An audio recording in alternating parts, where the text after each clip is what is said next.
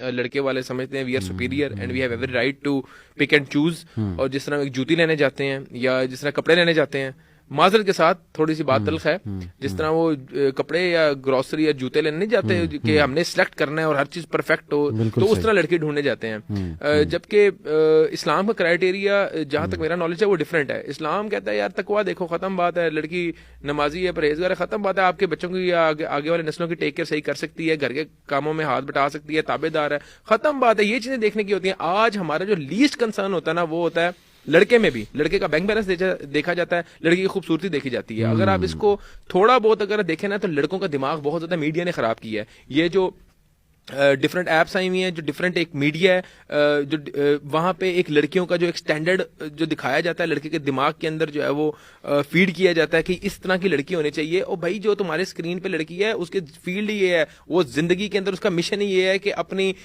خوبصورتی کو جو ہے نا وہ اس نے برقرار رکھنا ہے, کیش کرنا ہے. اور وہ جمس میں جاتی ہے, اس کا 24 گھنٹے ایک ہی کام ہے.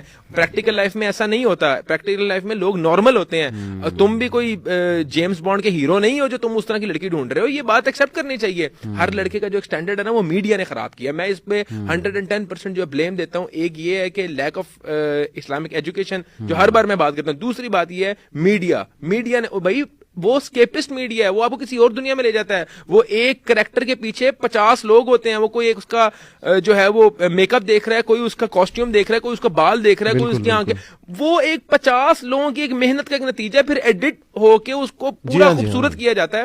بھائی پریکٹیکل لائف ایسی نہیں ہے. اپنی بیوی کے اندر کوالٹیز دیکھو گے یار, وہ پرہیزگار ہے, وہ نمازی ہے, وہ میرے تابع دار ہوگی, وہ اچھے خاندان سے اچھے بیک گراؤنڈ سے تعلق رکھتی ہے. بس یہ چیزیں دیکھی جاتی ہیں. لڑکے کا بھی بیک گراؤنڈ نہیں دیکھا جاتا. میں آپ کو ایک واقعہ بتاتا ہوں. یہ باتیں شیخ کیسے سمجھائیں, ہاؤ یوتھ میں کیسے انسٹل کریں یہ باتیں. ہر بندہ they go after beauty and you know یہ جو فیمیلز ہیں دے گو آفٹر سیلری.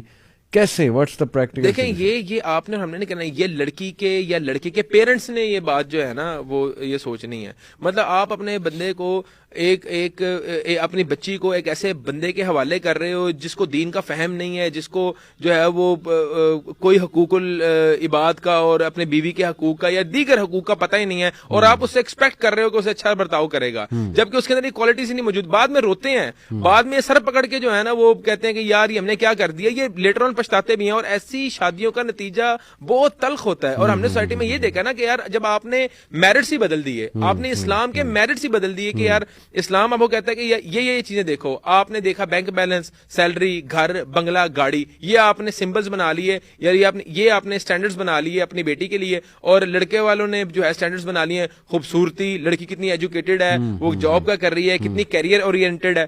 تو یہ جب معاملات جب آپ کے سٹینڈرڈز ہو جائیں گے تب تباہیاں ہی ہوں گی. یعنی توکل کی کمی ہے and we need to bring back توکل. میں سمجھتا ہوں تقوی کی بھی کمی ہے اور توکل کی بھی کمی ہے, سائملٹینیسلی دونوں چیزوں کی کمی ہے.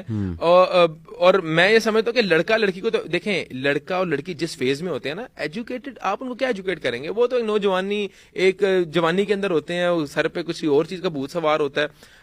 ان لڑکی کے والدین کو یہ چیز سمجھنی چاہیے کہ بھائی اگر تم دیندار بندے کے ہاتھ میں اپنی بیٹی کو بیٹی حوالے کرو گے تو وہ اس لڑکی کے سارے حقوق پورے کرے گا اور اس کو زندگی بھر خوش رکھے گا. مطلب صرف دولت ہی نہیں ہوتی خوش کرنے کے لیے لڑکی کو, اور بھی دیگر لوازمات ہوتے ہیں ایک اچھا گھر